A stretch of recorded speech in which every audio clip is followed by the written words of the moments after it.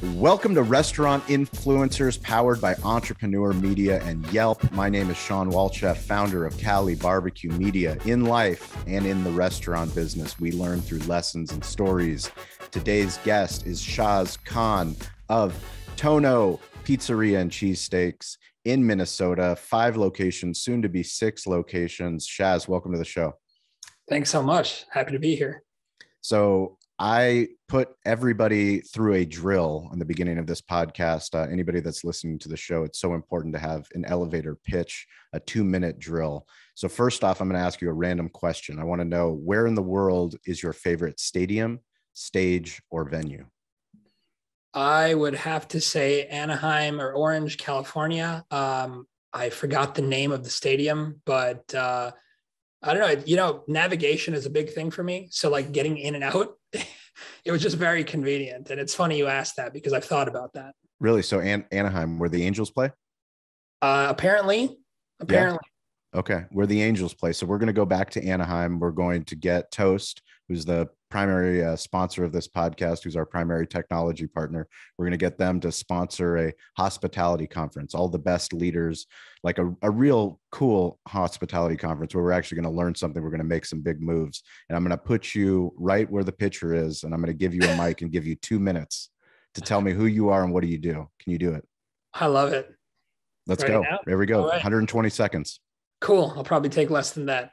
My name is Shaz Khan. I'm co-owner, co-founder of Tono Pizzeria plus Cheesesteaks. We are a fast casual cheesesteak and pizza quick service restaurant. Food is pictured behind me again in this all too famous background that I've got on Zoom, although I'd love for it to be in real life too. I'm partnered with primarily my business partner and best friend of going on 20 years, Antonio Gambino. There's a joke in there somewhere with his last name. He's the foodie. He designed the entire menu based on a long legacy, 82-year-old recipes, New York style pizza shrunken down to a personal size, cooked in a brick oven. And his mom's from Philly. So, he had asked me if I wanted to open up once upon a time a cheesesteak restaurant. At that time, that was the goal. I was like, what's a cheesesteak? We flew out to Philly, did the whole taste test. I was on a treadmill for like 2 months, came back. And after that, the rest is history. So yeah, we fly our rolls in from the East Coast. Very authentic food. You'd have to come and try it, check out our reviews. And, everyone continues to seem to be loving it. So we're continuing to give them more of what they want. How does one open up a business with their best friend? That's a really good question, man. The challenges are many, and I think I was underprepared for many of them because, the old adage, don't get into business with friends. I think that's only really a thing because of the natural communication gaps that can occur between people who are that close. We did a lot of not just self, but like group development early on in our formative years when it comes to in terms of that partnership. And so we got very clear on what questions we needed to ask and what style of communication we needed to implement in order to convey everything on the range of anger to disappointment to, elation. And the clearer that communication got and the more we utilized those particular goals and channels, the easier it was to communicate difficult things. I mean, don't get me wrong. There are times where I'm sure he can say the same. I wanted to tear his face off because we just weren't seeing eye to eye on things. But eventually you learn how to work through those things and you develop a new normal, if you will. And we all know that term now, right? You just, you keep it rolling. So it's not easy, but it's worth it. So I had the fortune of interviewing David Dressler, who is one of the founders of Tender Greens, a brand that we highly admire. And they named their corporation 10-year plan restaurant group, the TYP restaurant group. So like they had this vision for what their restaurant group, 3 best friends coming together to build out something incredible to eventually exit. It's something that many restaurant owners don't ever think about, the exit. Have you and Antonio talked about an exit? What was the plan? Was it 1 restaurant now that you guys are up to 6? Talk us through the formation and what the actual plan is. Absolutely. I love that question a lot. Part of the spiel that I gave earlier about who I am, I failed to mention that my background is actually not in the restaurant industry. It comes from my formal education is in electrical engineering. And I became kind of a self-taught coder. So I know a bunch of programming languages. And so I have an affinity for business numbers, math, and somehow marketing as well. So I'm told. And that's kind of my background, and when that pairs well and fits, hand in glove with his skill set, which is industry specific. And so when we got together, the goal was really just to do something together because it was fun and we could do it. And it was kind of a little bit of a risk for both of us. And what it has become is this long discussion about, what the evolution of the brands look like. And when I say brands, because there's a sister brand that predates Tono that we both had started as well, called Frank from Philly and Andrea Pizza, similar menu style, but catered to college towns. As that conversation evolved about what that, what the future looks like, of course, strategy number one when you first start is like, let's get up and going, let's get the doors open, let's make a mark. Then it becomes I would say scaling, and part of the scaling conversation is logistics and systems. This, of course, where I come in. And as we move forward, the goal was, the conversation shifted about what the goals should be. So not only sustaining the organization from all of the pillars that it needs to sustain it, meaning finance, operations, having the right people in the right seat, as they say, but also, what does that long-term exit look like? And so we made the decision of actually bringing in a couple more of our friends who into our partnership. One's specifically dealing with real estate acquisitions and brokering, and the other in construction, because we know that these two people were not only really good friends of ours, also having a great business acumen, but also bringing a piece of the puzzle to the team for us to continue to expand and scale. And I think what I want to highlight there is that, as long as everyone is familiar with what their expertise is and there is kind of a role to play for everybody, that is the impetus, in my opinion, of doing great business in order to even be able to answer the question of what the future looks like and what an exit looks like, because you don't know what you don't know. And me, not having ever been a construction or real estate, or even, matter of fact, a food person at some point, once I'm introduced to another person's passion, expertise, and knowledge base, it is only by the identification of the factors that they introduce me to that I can open my mind to understand what an exit could potentially look like, because otherwise I'm stuck in the naivety of, my worldview of what I think an exit is, and I could be potentially self-limiting and limiting the brand as well. So to finally answer your question, we're looking to continue to scale regionally, develop the logistics necessary to support that. We're on this path of determining whether or not we want to franchise, don't want to franchise, what that looks like, and eventually find ourselves either having hospitality, meaning this entire endeavor as a whole, as one arm of our income producing avenues, and keep it like that, having all of the pieces and people in place to continue to operate that conglomerate, or potentially having built something rather that is it's representative of a large legacy and is worth something to somebody else that might want to take our place. So we have a lot of restaurant owners, hospitality professionals, but when we think of independent restaurants, when you go from one location to two locations to three to where you guys are, can you talk us through the challenges, the biggest challenges that you had from scaling? Yeah. And I'm not even sure if my answer is necessarily going to be reflective of what people normally do, because my neuroses are many.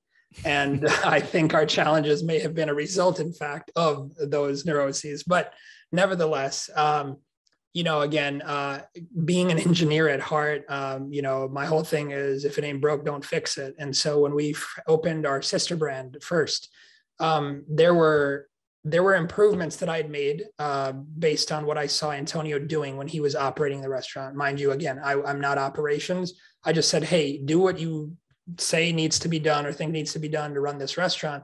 And then I'll witness it. I'll collect some data, and I'll do some spot checking, and I'll see where I think there's improvement. And so we literally went from, him writing like paper pencil schedules to utilizing apps, to upgrading from a back office POS to a cloud-based POS, et cetera, right? So systemizing this business.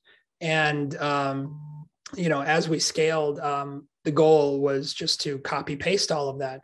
Well, right around 2 to 3 restaurants, I realized that the copy paste wasn't even going to suffice anymore, right? Because you're outgrowing certain processes. They're becoming too vast, or there's too many people involved in order for that solution to work. So you kind of have to level up, you have to level up on another enterprise level, if you will, solution for something that used to work but no longer does. One of those right now, for example, even now, is employee record management. So we recently switched over to like Toast Payroll. I'll be honest, Toast Payroll doesn't, I know they're a sponsor here, but they love my candor too, right? They love the candor. Well, we'll get into tech partnerships next, but go ahead, keep going. Yeah. It doesn't do a great job of having a UI that supports like document archival, multiple locations, et cetera. And so we're looking for, a solution that is able to give our operations team the ability to quickly sift and sort through our staff based on a variety of metrics. What wage range are they? Which locations have they been at? When did they get hired? Where are their documents at? Who's scheduled for what? Right now, I think this is an industry-wide issue, except for maybe like the super big dogs where they can afford like a customized software platform. But it's all about automation and implementation of integrations. A lot of alliteration there. Yeah. And we're just trying to, minimize the number of systems that we're using. And if we can't minimize them, then at least increase the communication between those systems and platforms to have as close as possible to a singular platform to be able to make most efficient our operations. So you're part of the Toast Advisory Board, Customer Advisory Board, CAB, just like I am. That's how we met. It's one of the things that we talk about on this show, and we talk about all the time, is that there's never been a time where restaurant owners, hospitality professionals can develop deep relationships with huge technology companies like we have done with Toast, and that the best companies will be willing for that candor. They'll be willing to receive the candor in a way that is systematized so that they can actually make improvements. Why did you join the Toast Customer Advisory Board, and why someone listening to this show should someone develop a deeper relationship with their technology partners? Yeah. Great question again, man. I love your questions, dude. I do this a lot, so I better be bringing it. I can tell you're definitely bringing it. It's important because if you leave software companies, fintech companies, just technology partners, if you leave them to do what they think is best, then you're always going to get someone else's version of what you need and not necessarily what you need. And the fact that this is a company, and I think the industry is moving towards this, that is offering a forum, a podium, literally a stage for people like ourselves to be valued, to be seen as value member to the communities, and due to that value, have a voiced opinion in which we can genuinely and on a very like boots on the ground level influence change within their entire ecosystem, I think says a lot about their dedication to becoming a successful technology partner, a successful company, making their constituents feel that they're heard, and also providing, like I was first mentioning, the solutions that are actually needed, because the people telling them what we want, well, they're the people who are using it the most. So, when a company does that, you really can't go wrong, because you're not relying on your historical instincts or just data points. You're talking to real people. Yeah.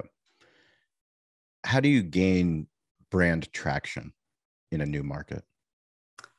I think that's a question that's going to be specific to markets and perhaps even food styles. But I can answer what we do, right? For us, authenticity is very important. Like, as they'd say, if the food ain't good, then what are you even doing, right?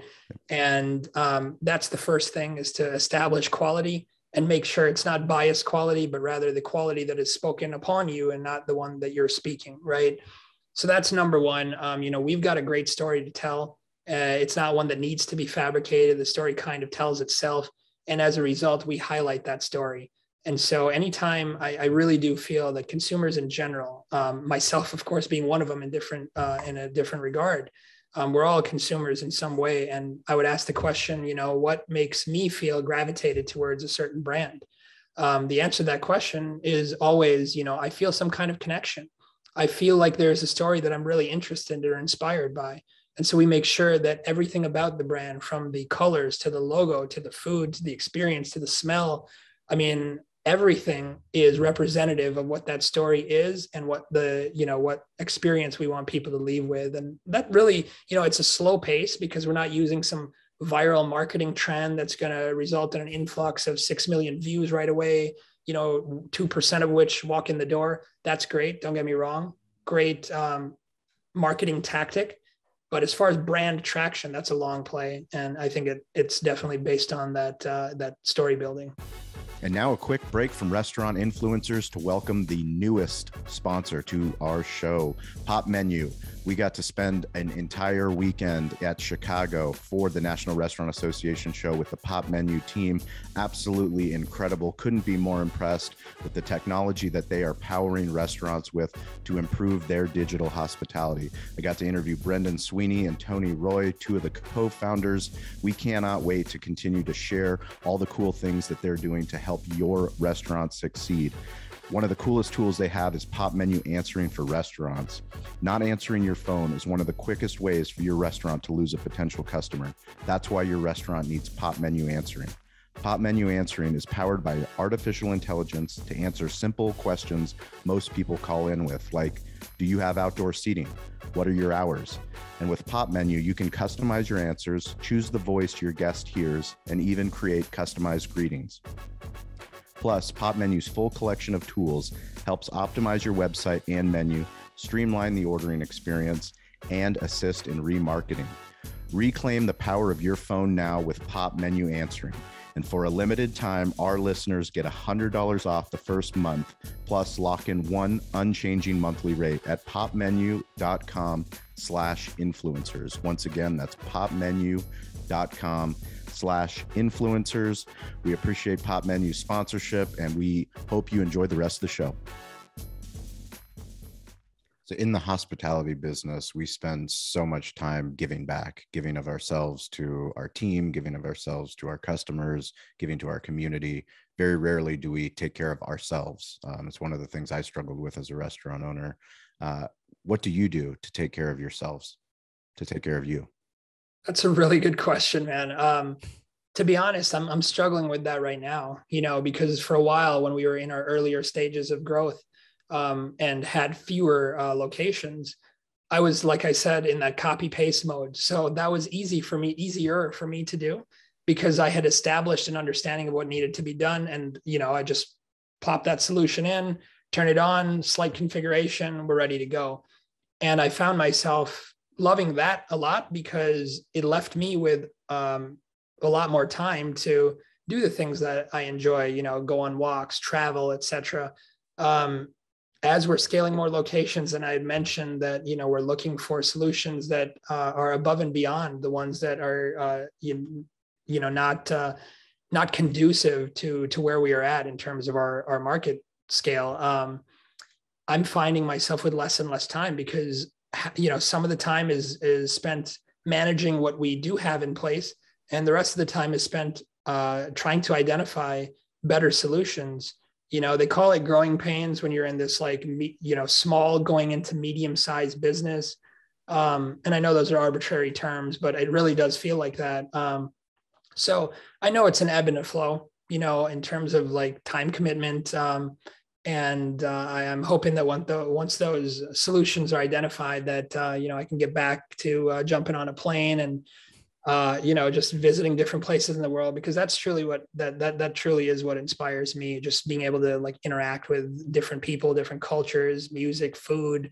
It just reminds me that the world isn't as small of a place and as disconnected of a place as sometimes even the media wants us to feel or think. And, I guess when you're happy, then the things you do end up being happy and people around you are happy, right? Yeah, I think that's important. And I appreciate your candor and sharing, your vulnerability of saying that you aren't doing it. Well, what can you do? What can you say to us to make a commitment now for yourself? Obviously, travel is important. I mean, how do you make that commitment and how do you follow through on it? Because Yeah. I think it's hard. I mean, to be honest with you, I know so many people listening to this show. For me, I worked in our restaurant for 10 years. 10 years before I ever thought that I could go to Bulgaria for longer than 2 weeks. I go to Yeah. visit my wife and my wife's family and spend time there. And now, for the last 4 years since I've had kids, I'm going for a month. But I'm also Nice. going for a month because I have internet access. So I've prioritized it. I've made it a priority. What can you do to make it a priority to do the things that you love and still scale? Yeah, yeah. I think the number one lesson that I'm learning, and my partners will probably laugh at this too, is learning the art of delegation. And I say the art of because delegating isn't a problem, but not.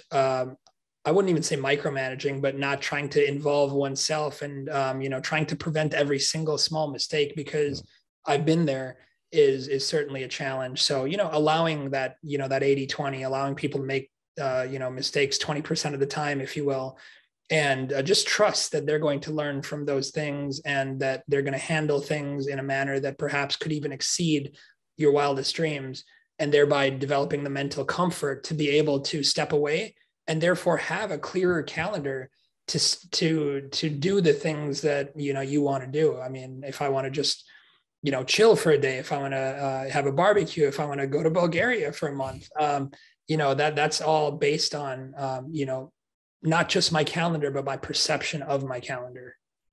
That's powerful. Your perception of your calendar is very valuable. Do you have any stories of any mentors or any times that you've reached out vulnerably and asked for help and kind of someone gave you an, oh shit, I can't believe I didn't ask for this sooner? Yeah, actually. So I'm based in St. Paul, Minnesota, and our sister city is Minneapolis. And one of my mentors at some point is a gentleman by the name of Bill George, who was former CEO of Medtronic, which is a big med tech company based out here. And I had the fortune of meeting him through a previous endeavor of mine. The World Economic Forum has a branch, if you will, called the Young Global Leaders, which is like 30 to 40-year-olds that are looking to become more active in terms of their social impact and entrepreneurship and political affiliations. But then they have another arm when I was in my 20s for 20 to 30-year-olds called the Global Shapers. And this was basically like, working towards being that YGL, that young global leader. So you could kind of end up at Davos and hang with the big dogs and just learn and be inspired by people who have such a large social impact. But anyway, yeah, he had written a book called True North, and he gave me a copy, which I still have. And it was just talking about how to be an authentic leader. And, the impact that being an authentic leader has, what that means, this reference to True North, one's internal compass. It was really powerful to me. And perhaps now in a day and age where there's so many podcasts and so many resources and information like this is readily accessible at one's fingertips, maybe it's not as profound, but nevertheless, I find it to be timeless because, again, like I'm a book person. Like podcasts are cool. This is cool. TikTok videos are cool, but I found that the more I let myself focus on those little like bits of knowledge or the little hooks, the 20-second gotcha, get your attention things, like they can be very powerful, but they don't necessarily establish like the framework and the groundwork that truly creates the motion for action to occur. And he just did a phenomenal job in this book. And when I was able to have this little Q&A session with him on that book, and just the information that he shared with me from his own personal experiences. I mean, to your point about what you do by yourself, about illnesses within family, and how one copes with relationships and things like that. Like these are all, we're human, and being in this industry, let alone any fast-paced industry, and being in a position where you influence so many people's livelihoods, it really there's a large, I'm not going to call it a burden, that has a negative connotation, but there's a large responsibility there. Yeah. And to be able to balance that while also extending the necessary leadership to balance your own life and do what's right is really important. So that was kind of mind blowing to me. We do every week we do a social shout out, so people that are listening to the show, that are supporting the show, following us on social at Cali BBQ Media. We do a weekly clubhouse call on Wednesdays and Fridays at 10 a.m. Pacific time. People, my grandfather taught me to stay curious, to get involved, and to ask for help. Nobody listens to a podcast, no one watches a video unless you're curious, unless you want to level up, scale up, be better. But then you actually have to do something with that information. You know what you said, you actually have to implement that information. You have to get involved. So the people that do get involved, we like to give them a shout out. And this week's shout out's going to Tracy Molyneux. She is the owner of Coghlan's 10.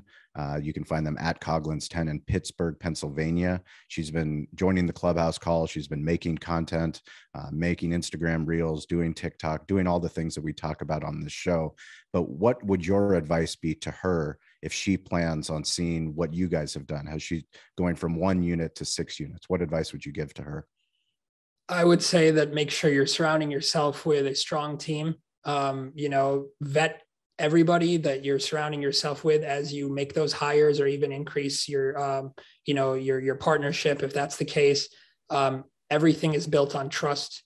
And again, I know that's either going to be very obvious or very profound. I've found that the best relationships are built on trust, and having people around you that you can trust, not just in an operational framework, but as a human being. The more you have that, the more I think you're going to find it in yourself to do right by those people, right? And it's a give and take, and the more of that give and take there is, I feel like the more success we're going to feel in its true essence. Because let's be honest, in my perspective, having 1,000 locations, that itself can't be the definition of success. Scaling itself cannot be success. The money itself can't be success. There has to be a team that you trust to enjoy the journey with. And it really is about that journey. So don't forget to have fun along the way. But yeah, having people you trust is huge. So if somebody is in your area, they come, or let's say the Cali BBQ Media team, we show up. What are we ordering from Tono's? Well, you have to order a margarita. besides what's pictured behind you. If you guys are watching this on YouTube, Shaz shows up to every Toast customer advisory board with the cheesesteak and pizza in the back. Which ones are those? If what menu items are those behind you? Yeah, so this is I gotta get my bearings right here. This is the number 3, I believe, the Supreme. So our cheesesteaks are, so it's prime cut. We have green peppers in there. That's Cheese Whiz, which again, people are like hate it or love it, but it's a very authentic, Philly cheesesteak thing. We do have cheese options. It's served on a bed of fries. There's some garlic aioli there as well on the side. This is the Fungo pizza. I believe it's number 16. It's white sauce with mushrooms and truffle oil.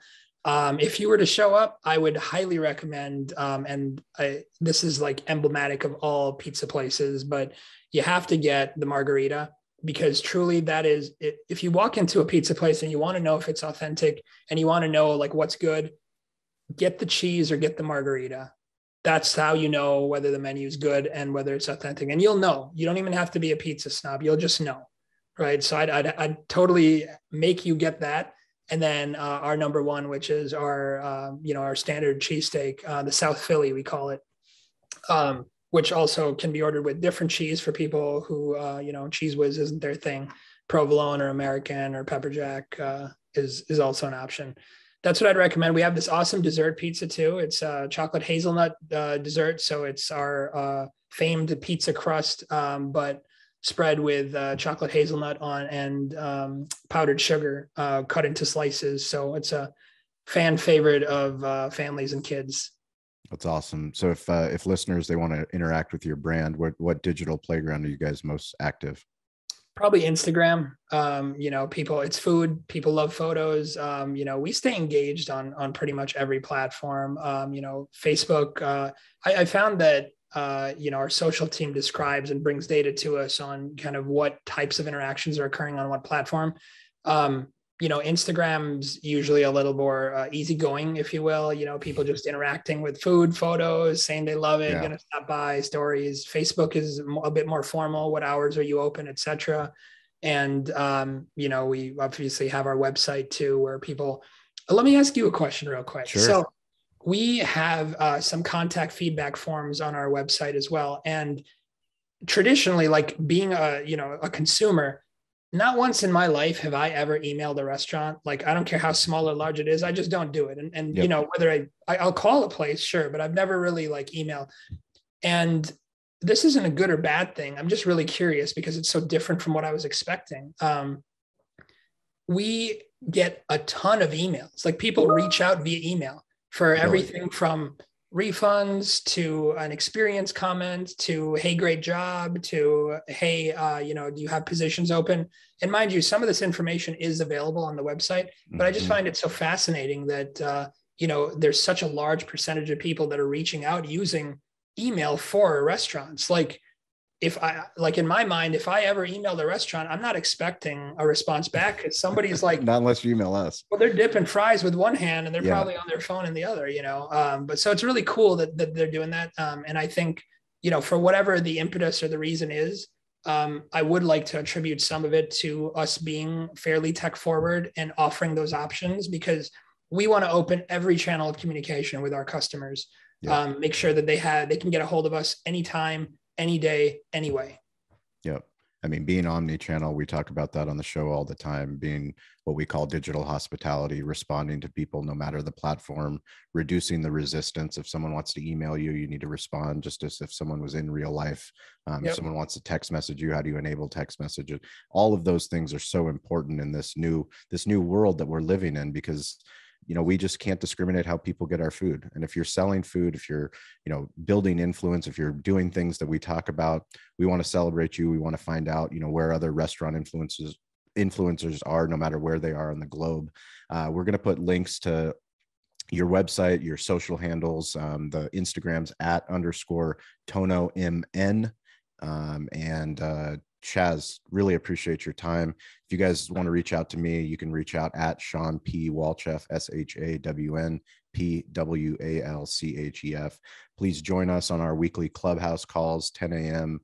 Pacific Standard Time. Chaz will be on once his episode drops. You guys can do us a huge favor by writing a review on any whatever you listen to your podcast. So if it's Apple Podcasts or if you listen on Spotify, please write us a review. That helps out the show a lot. And another thank you to Toast for bringing incredible people into our lives, for sponsoring the show, and for keeping digital hospitality top of mind. Thanks, Chaz. And a special thank you to our title sponsor, Toast. Toast is the primary technology partner that we use at our restaurant, Cali Barbecue. It is also the primary technology partner that so many of the guests have shared with us on this show. People like Sam the Cooking Guy, Stacy Poonkinney, Jeff Alexander. So many times the guests tell us that they're using Toast when we didn't even know that going into the interview. That is why we are so grateful that they sponsor this show. We want you to win. You that listen to this show, we want you to improve your digital hospitality. Toast is built for restaurants, and it's built for you. Toast is the restaurant-first platform that's built for your needs, whatever your size, concept, or ambitions. Improve your bottom line with a customizable platform that's easy to learn, use, and grow with. And it meets you where you are with all the right tools for your price point. If you have any questions about Toast, please DM me at Shawn P. Walchef, ShawnPWalchef. I will get you the link to the right Toast contact in your market. It's so important that if you listen to this show, that you win. We want you to be on this show eventually. Let us know that you heard the show, you heard about Toast, you implemented Toast, you did a Toast unboxing in your restaurant. Talk to us about how you've impacted your village, your city, your community. Share your Toast story with us. DM me today to learn more, and be sure to check out Toast.